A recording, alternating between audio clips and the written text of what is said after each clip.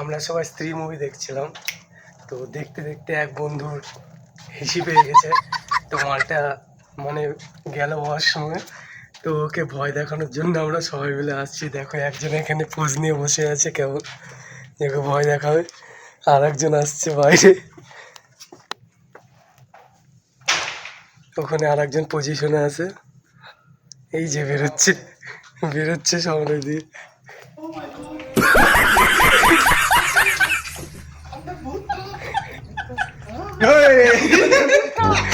রাজকা রাজকা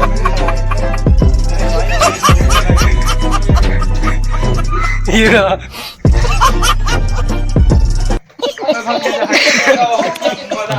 হলো না ভয়টা দেখানো। অনেকে অনেক পজিশন নিয়েছিল কিন্তু হলো না, फेल सब কিছু फेल।